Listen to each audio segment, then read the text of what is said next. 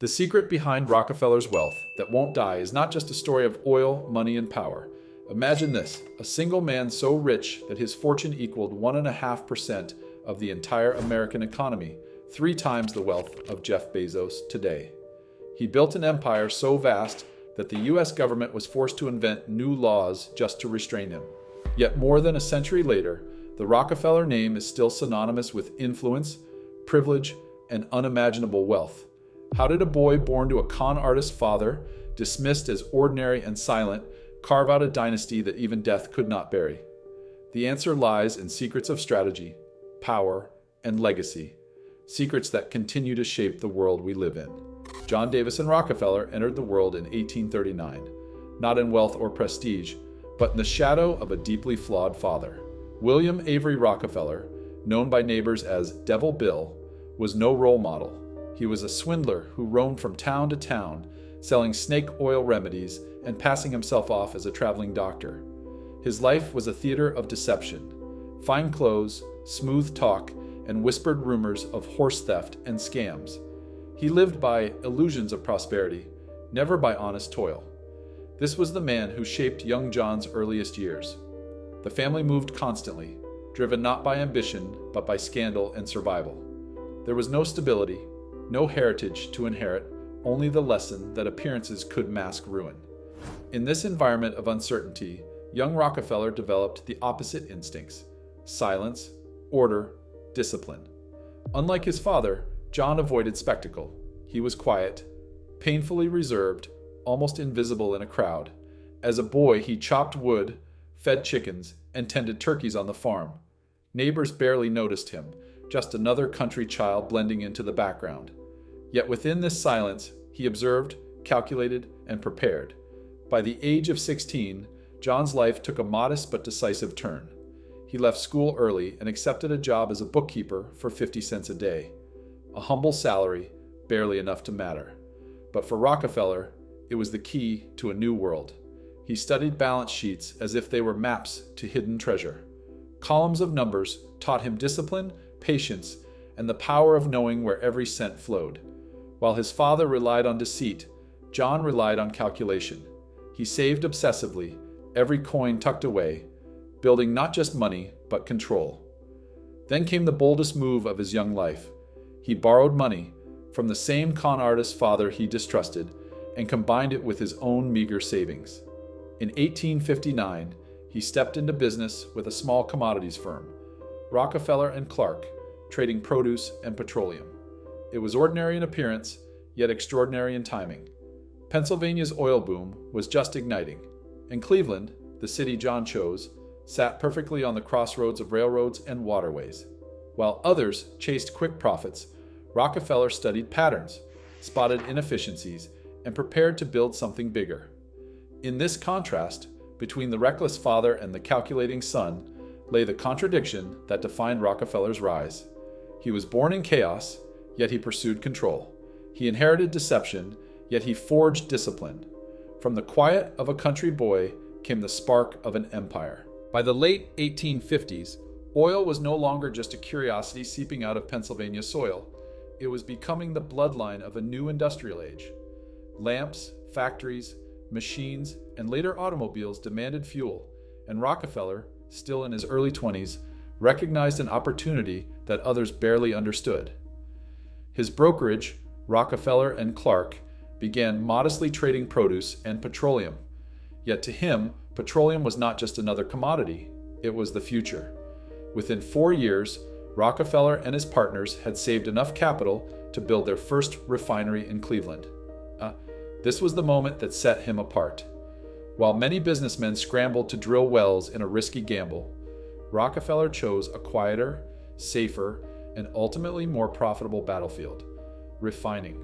Oil gushers could dry up overnight, but the need to process crude into usable kerosene and lubricants was constant. Stability, efficiency, and precision, that was his game. But stability did not mean kindness. By 1865, Rockefeller proved his true nature. He bought out his partner Maurice Clark after a tense dispute, forcing Clark out with a cold decisiveness that shocked onlookers. Rockefeller was not sentimental. He wanted control, and he would take it, even if it meant betraying the very man who had built the firm alongside him. Soon after, he found new allies. Samuel Andrews, a gifted chemist, joined him to perfect refining techniques. Then came Stephen Harkness, a wealthy financier who invested $100,000 on one condition, that his relative, Henry Flagler, be made a partner. Flagler would become the perfect complement to Rockefeller's cautious money management, bringing organization and daring strategies. With this trio in place, the foundation of Standard Oil was born. By 1870, at just 31 years old, Rockefeller was no longer a quiet bookkeeper. He was a rising titan in Cleveland, already feared by rivals. And yet, for him, success was never enough. He was not content to compete. He wanted to dominate. What followed would be nothing less than the birth of an empire, and the world was about to meet Standard Oil, the most powerful and most feared corporation America had ever seen. In 1870, Rockefeller unveiled the creation that would etch his name into history: Standard Oil. At just 31, he no longer dreamed of success. He demanded absolute domination. Where others saw competition, Rockefeller saw prey. His tactics were not the polite maneuvers of a gentleman's market. They were the ruthless strokes of a predator perfecting monopoly. Within the first 3 months of 1872, Rockefeller executed what came to be known as the Cleveland Massacre. He bought out, shut down, or bankrupted 22 of his 26 local rivals. He would approach a struggling refinery with an offer cloaked in fairness, but the truth was brutal. Standard Oil's size, efficiency, and secret railroad discounts made survival impossible. Competitors who refused his offer faced inevitable ruin. They called it voluntary sale, but in reality, it was surrender. The sheer scale of Standard Oil soon became terrifying. Rockefeller negotiated exclusive rebates from railroads by guaranteeing massive shipments, 60 carloads a day. This slashed his costs to levels no rival could dream of. His control of pipelines, refineries, and transport networks gave him a grip so tight it felt unbreakable. By the late 1870s, Standard Oil wasn't just a company, it was an empire. Newspapers depicted it as an octopus, its tentacles wrapping around oil, steel, copper, shipping, and even the corridors of government. To the public, Rockefeller was no longer a quiet man of figures. He was a looming shadow over American capitalism. But power invites resistance. His name was whispered in anger across households, his methods dissected in the press. Still, Rockefeller pressed forward with cold confidence, convinced that domination was not just strategy, it was destiny. By the late 1880s, Standard Oil was no longer just dominant, it was suffocating. At its height, the company controlled 90% of America's refineries and pipelines. The scale was staggering, and so was the resentment it bred. Rockefeller's empire, once admired as a marvel of efficiency, became the face of unchecked greed. Cartoonists sketched Standard Oil as a monstrous octopus, its tentacles wrapped around barrels, railroads, state legislatures, even the U.S. Capitol itself.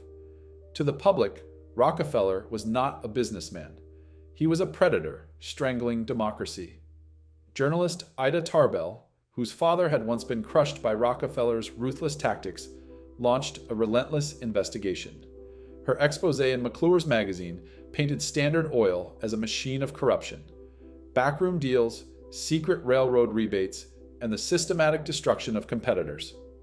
Tarbell's pen was as dangerous as Rockefeller's pipelines, and for the first time, the public had a detailed anatomy of his empire. Politicians could no longer look away. Facing growing outrage, Congress passed the Sherman Antitrust Act of 1890. Yet it took decades of legal warfare before the law struck its intended target. In 1911, the Supreme Court finally ruled Standard Oil guilty of monopolistic practices and ordered its breakup into 34 independent companies. Ironically, this was less a defeat than a transformation.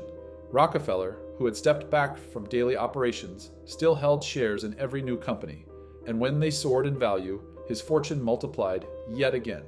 The empire had been dismantled on paper, but in practice, it had simply expanded into many heads of the same hydra. The dismantling of Standard Oil might have looked like justice to the public, But to John D. Rockefeller, it marked the beginning of a new phase. By the time the Supreme Court ordered the breakup in 1911, he was already in his 50s, a man who had carried the weight of an empire for decades. And that weight showed. Journalist Ida Tarbell, who had once eviscerated Standard Oil in print, described Rockefeller as one of the saddest objects in the world. He was completely bald from alopecia, his skin pale and ghost-like, his appearance a physical metaphor for the ruthless battles he had fought. Once seen as invincible, the great oil baron now looked like a man hollowed out by his own empire. Rockefeller's iron discipline had come at a cost.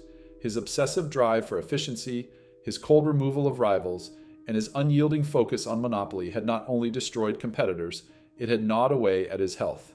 He could not sleep, his nerves were frayed, and his body bore the scars of a life lived at war with the marketplace. And yet, it was precisely at this low point that Rockefeller began to reinvent himself. Stripped of public affection, branded as a monopolist and a villain, he turned his attention to something profoundly different: charity. In 1913, he and his family established the Rockefeller Foundation, shifting the legacy of his name from the oil fields to the fields of science, education, and public health. Through vast endowments, he poured his fortune into causes that would shape the 20th century. He funded the University of Chicago, which quickly became one of the world's leading research institutions. He founded the Rockefeller Institute of Medical Research, a pioneer in biomedicine. His money fueled breakthroughs that led to vaccines against meningitis and yellow fever. But his philanthropy reached far beyond laboratories and lecture halls. Rockefeller championed public sanitation, funded campaigns to eradicate hookworm and malaria, and even built the first modern medical school in China. In the wake of a lifetime spent breaking rivals, he now claimed the mantle of a man determined to save lives. Rockefeller's sudden transformation from ruthless monopolist to benevolent philanthropist was met with applause by some and suspicion by many. His gifts were staggering, reshaping education, science, and global health. Yet behind the generosity lay a persistent question: was this true compassion or merely reputation management on a grand scale? On the positive side, his contributions were undeniable. The Rockefeller Foundation funneled vast sums into institutions that still shape modern life.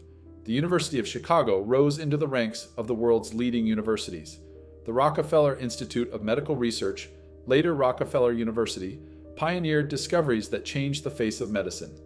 His funding helped develop vaccines for meningitis and yellow fever, saving countless lives. Beyond America, he launched campaigns to fight hookworm, malaria, and typhus, diseases that devastated poorer populations. The scale of his philanthropy dwarfed that of entire governments, but critics looked deeper. Was this benevolence purely altruistic, or was it part of a carefully crafted narrative to rewrite history? Tax advantages loomed large. Massive donations allowed him to shield wealth while earning public praise.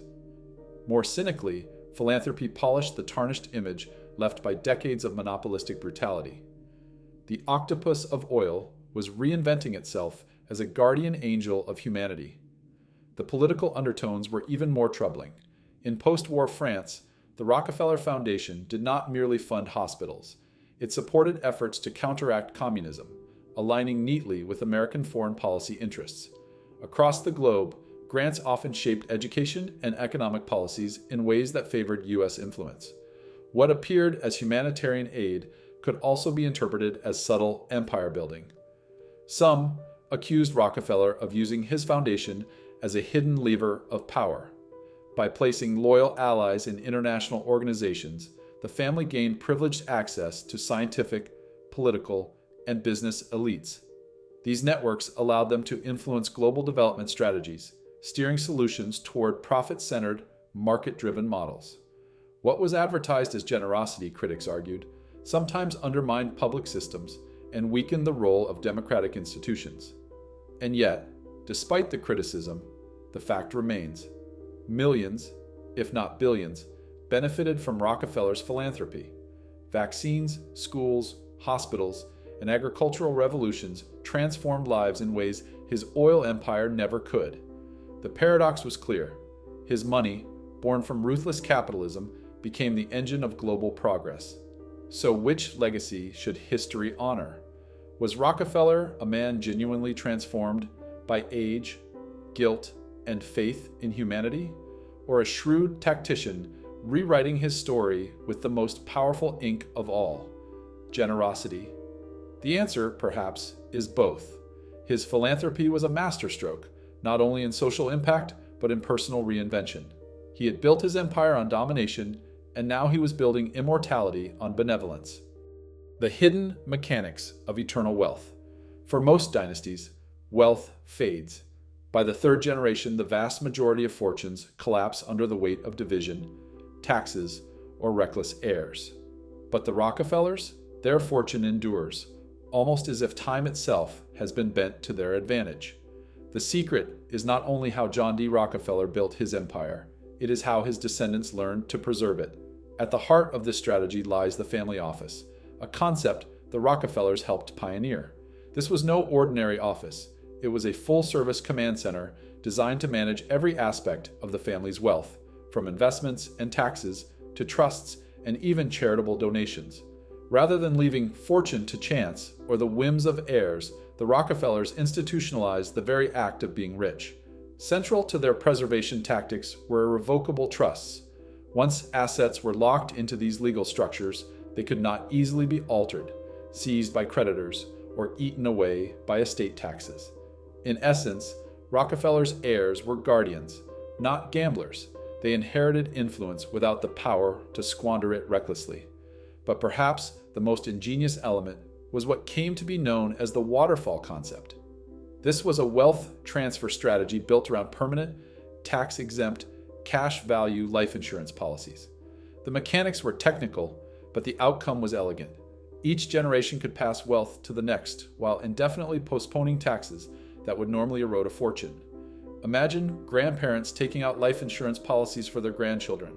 Upon death, ownership flowed seamlessly, beneficiaries were updated, and the cycle repeated, like a river feeding itself without end. The Rockefeller dynasty in the 21st century. More than a century after John D. Rockefeller's death, the dynasty he forged has not faded into obscurity. Instead, the Rockefeller name still carries weight, financial, political, and cultural.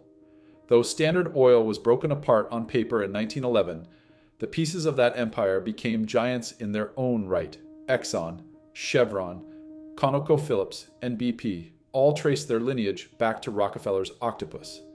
Each of these corporations went on to dominate the global energy market, ensuring that his legacy never truly vanished. The family itself remains one of the most recognizable dynasties in the United States. According to Forbes, their combined net worth is publicly estimated at around $10.3 billion, though many suspect the true figure is far higher, cloaked within trusts and private holdings. Unlike other fortunes that dissolve into history, the Rockefellers not only maintained but expanded theirs. Multiple descendants have become millionaires and even billionaires in their own right. One of the most striking figures was David Rockefeller, John's grandson, who lived to 101 years old. Until his passing in 2017, he was the world's oldest billionaire, with a personal fortune of $3.3 billion. His longevity and influence symbolized how deeply embedded the Rockefeller presence had become, not just in finance, but in the very architecture of modern capitalism. Even as they gradually distanced themselves from oil, famously divesting from fossil fuel holdings in 2016, the family retained their power through diversified investments, real estate, and philanthropy. By stepping away from petroleum, they projected an image of moral leadership in an age increasingly conscious of climate change, while still protecting their wealth with the same discipline that John D. Rockefeller had instilled over a century earlier. Beyond money, the dynasty has continued to shape American politics. From the mid-20th century until 2014, there was almost always a Rockefeller in high public office. Senators, governors, and even a vice president of the United States. Nelson Rockefeller. The family's reach extended not only through bloodlines, but also through strategic marriages, embedding themselves into other influential circles of power. Today, when one hears the name Rockefeller, it is no longer just about oil, it is about endurance. The dynasty has survived scandals, government breakups, and the wrath of the public. they have reshaped themselves across generations, adapting to new ages while carrying the same aura of influence. The secret behind Rockefeller's wealth is not just how it was created, but how it has been preserved, reshaped, and modernized, ensuring that the family remains as relevant in the 21st century as John D. Rockefeller was in the 19th. The hidden global power of the Rockefeller legacy. If Rockefeller's oil empire was his visible crown, then his family's influence in global affairs became its invisible scepter. Through the Rockefeller Foundation and an intricate network of partnerships, the dynasty extended far beyond American borders, reshaping not only business, but also the trajectory of nations. After World War II, their philanthropy merged seamlessly with U.S. foreign policy. In France, Rockefeller funding supported educational and economic reforms specifically designed to counter the rise of communism. Hospitals and universities were built, but behind them was also a quiet political calculation to keep France securely aligned with America's orbit. What looked like charity was also strategy, the pattern repeated across continents. Rockefeller money flowed into health campaigns against malaria, hookworm, and yellow fever, causes that saved millions. But alongside medicine came influence. Foundation grants gave the family an inside track with international elites, from scientists to policymakers. Critics argued that the Rockefellers had effectively embedded their people within global organizations, steering agendas in ways that aligned with market-driven, profit-centered solutions. The Green Revolution, funded heavily by the Rockefeller Foundation, transformed agriculture in the developing world. It saved an estimated 1 billion lives from starvation, but it also locked countries into dependence on industrial fertilizers, seeds, and systems largely designed by Western corporations. The line between humanitarian aid and economic engineering blurred. By the late 20th and early 21st centuries, the Rockefeller Foundation stood shoulder to shoulder with giants like the Bill and Melinda Gates Foundation, shaping everything from vaccine development to global partnerships in agriculture and education. Yet, critics warned such concentrated influence risked undermining democratic institutions, shifting power away from public systems and toward private dynasties. To admirers, the Rockefellers had become guardians of global progress. To skeptics, they remained empire builders, less obvious than Standard Oil, but no less powerful. When the story of John D. Rockefeller is told, it often swings between extremes: the ruthless monopolist who crushed rivals without mercy, and the benevolent patriarch who poured his fortune into saving lives. The truth, as with the most figures who wield extraordinary power, lies in the tension between the two. On one hand, Rockefeller embodied the darkest possibilities of capitalism. He perfected monopoly with a precision the world had never seen, turning free markets into fields of conquest. Competitors were not rivals, but obstacles, and he eliminated them with the same efficiency that his refineries processed oil. To the American public, he became the symbol of greed, a man whose wealth was so vast that it threatened democracy itself.